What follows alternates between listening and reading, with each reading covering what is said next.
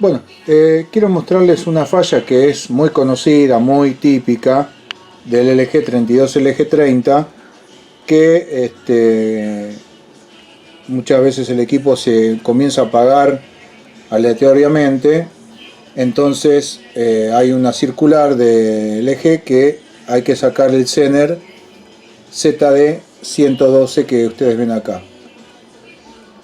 O en el medio, en su caso, se saca el jumper. Hay dos versiones de placa, el J41 o el J46. Entonces queda ya desactivado el transistor Q112 y por ende no va a conducir nunca y no va a dejar en 0 volt la referencia del TL431. El TL431 siempre tiene que estar conduciendo porque viene desde la orden de línea de detección de baja tensión de línea. Si la tensión de línea está correcta, el U101 conduce el optocoplador, el PC501, y por ende habilita Q103 para que le dé los 15 volt al PFC y a la fuente principal, que es la que tiene el NSP1396. Bueno, me interesó ver por qué se genera la falla, qué es lo que la genera, porque sí, con sacarle el jumper se soluciona, pero si antes andaba, ¿por qué después de un tiempo hay que sacar el jumper para que funcione? Entonces, bueno, fui y puse el osciloscopio en la pata ACDET y me llamó la atención haber visto una señal cuadrada que estaba continuamente variando el ancho de pulso en función de justamente las interrupciones que iba teniendo el aparato a medida que se apagaba. Entonces, bueno, me fui justamente al sector del divisor de tensión y dije, bueno, a ver, mido con el tester. Entonces, ni bien yo, por ejemplo, mido con el tester, directamente el PFC se me apaga del todo. ¿Por qué? Porque necesito medir con la punta integradora, la que es la punta con 100K de color verde que se le coloca al tester digital. Con eso no introduzco ruidos y, como estamos frente a un circuito de alta impedancia, evito disparar al Q112. Entonces, bueno, dije, bueno, está bien, la tensión está en 37 volt, 37,5 en el punto medio, donde está la unión de C108 con R114, R110 y el Zener ZD112. Entonces, como tenía 37 volt ahí, digo, bueno, vamos a mirar de cuántos son esos Zener, porque estaba muy intermitente. El PFC, si bien medía con tester valor medio 382 volts, yo veía con las lamparitas que el PFC estaba parpadeando. Y por ende, eso ocurría lo mismo. ¿Por qué? Porque estaba activándose y desactivándose a través de PC501, del opto. Entonces, lo que hice fue medir los Zener, y uno medía 18 y el otro 20. Claro, estaba 38 volts, estaba justo ahí. Encima que con el tester uno mide, lo que hace es formar un divisor de tensión con una R de 10 megón en paralelo con C108. Entonces, justamente, primero que para medir la tensión, ahí estoy formando un divisor, pero por el otro lado, en alta impedancia, estoy disparando a Q102. Una cosa medio complicada para tomar una determinación de qué componente es el que está causando el problema. Entonces, lo que hice fue decir, bueno, a ver, desconecto, pongo a masa el capacitor C108 y con eso sumo las 4 resistencias, que son de 1 megón cada una. Coloco el doblador en exactamente 400 volt y tengo que medir una caída de tensión de 100 volt por cada resistencia. Número redondo, facilísimo. Pero bueno, aquí que la R114 es de 470K. Entonces, bueno, en vez de aplicar 400 volt, aplico 347 volt. Si aplico 347 volt, empiezo a medir las caídas. Pero claro, volvemos de nuevo, circuito de alta impedancia con el tester digital introduzco mi propia resistencia.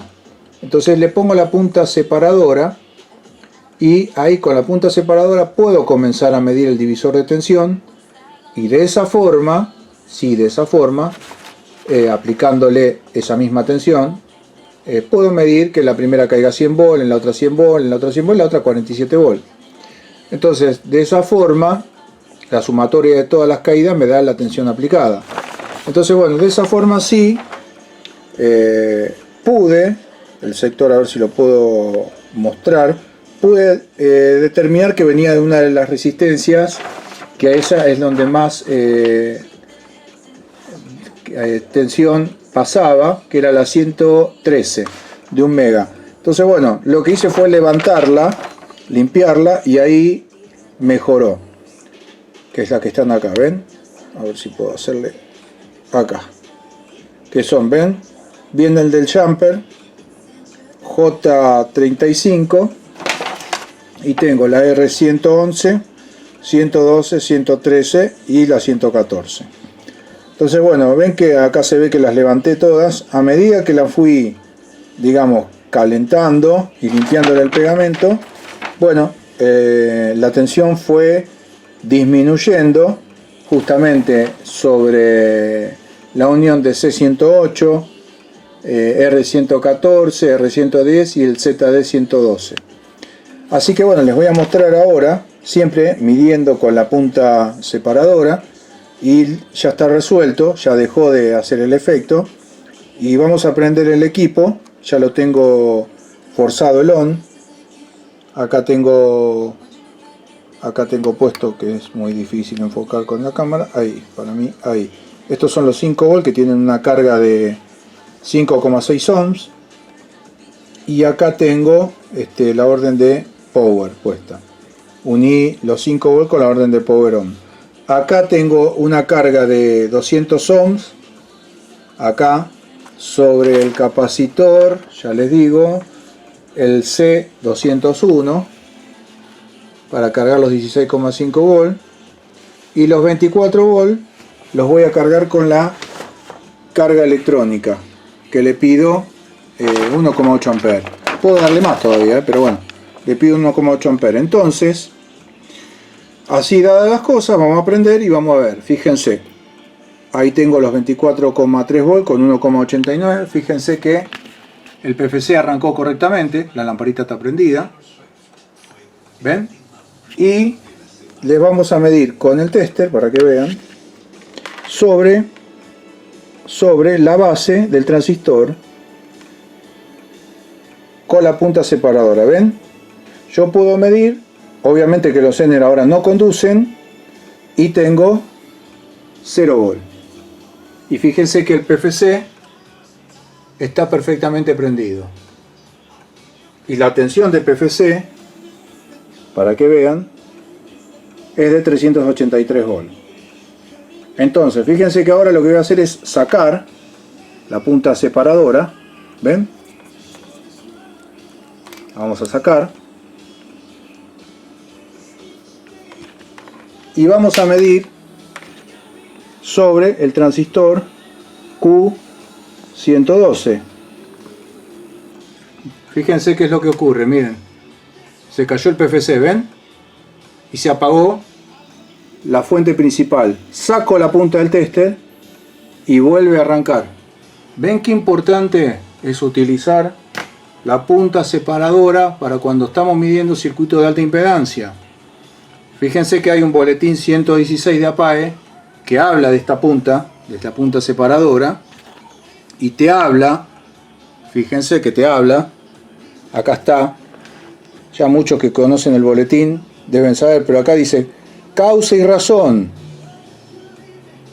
El voltímetro digital tiene muy alta impedancia de salida o de entrada 10 megón. El cable con la punta es una antena, y la punta sujeta del operador es otra antena que capta radiofrecuencia. Entonces fíjense que hay un ejemplo que también, si tocamos con el osciloscopio con la mano la punta, fíjense la tensión que se genera, que ven ustedes sobre el recuadro del osciloscopio. Entonces nosotros estamos inyectando zumbido de 50 ciclos. Es un zumbido con mucha tensión. Entonces fíjense que acá hay un ejemplo que habla del ITT. Estamos hablando de la época del ITT 3307, el monoprint, que no medir la base de T708, que con T706 constituyen un amplificador diferencial. O sea, ojo que en el circuito está aclarado que figura invertido T708 por el T706 con respecto a la serigrafía. Si realizamos la medición sin protección, se pone en corto T701, que será el BU908, que era el conmutador de fuente, y obvio el fusible de entrada FU1101 de 2 A. Entonces, fíjense que por ir a hacer una medición que no corresponde con un tester que no tiene una punta separadora, ahí la fuente del ITT se quemaba. Bueno, en este caso, fíjense el efecto que genera. O sea, por eso hay que utilizar esta famosa puntita set point, la de 100K, la separadora. Entonces, lo mismo cuando tuve que medir.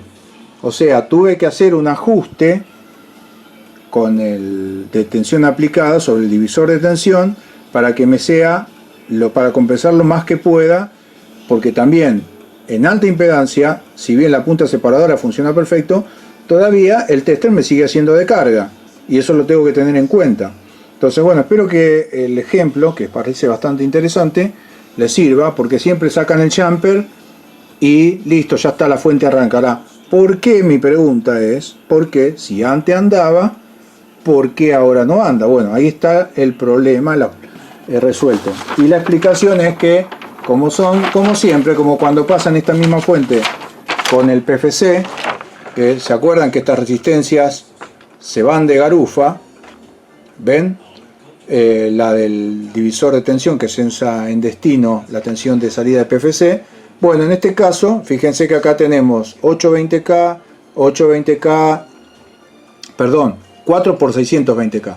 Entonces, fíjense que si la forma de resolverlo es fácil, le ponen 2 de 680 y 2 de 560, suma exactamente la misma resistencia óhmica, y con eso resuelven el PFC, la salida de PFC de esta fuente, que no existe el circuito, pero que sí fue ordenada por un socio de APAE, Sergio Garafa, que quedó de manera espectacular y sirvió mucho tiempo cuando estos equipos empezaban a caer a los cursos. Así que el agradecimiento como siempre a él.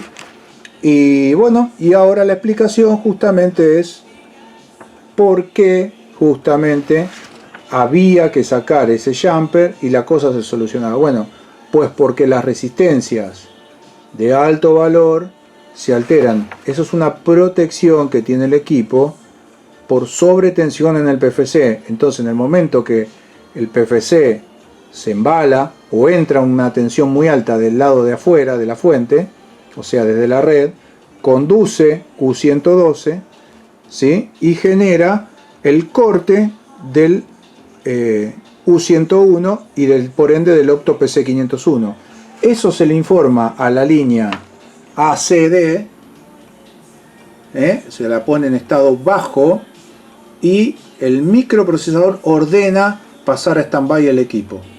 Entonces, fíjense qué interesante la falla, porque yo veía con tester valor medio veía bien todo, pero con osciloscopio se veía sobre ACD una señal cuadrada. Eso me estaba, y veía que las subfuentes arrancaban y cortaban. Así que bueno, dije, vamos a sacar la fuente y vamos a probar la fuente por afuera a ver cómo está funcionando. Bueno, y me encontré con la famosa fija, pero ahora que hay tiempo, que hay poco trabajo, dije, bueno, ¿por qué la fija? ¿Por qué pasa esto? Bueno, si antes andaba y ahora no. Bueno, es por las resistencias que se comienzan a alterar, y muchas veces pasa que uno las limpia y vuelve a fallar o no genera el efecto, el resultado que uno espera. Hay que cambiarlas. El componente se altera y reduce su resistencia óhmica, que está fija en la estampita que tiene para leerla. No sé si estampita o en el impregnada. Así que bueno, espero que les sirva el ejemplo, y que bueno, antes de sacar el jumper, cambien las resistencias y después me cuenten.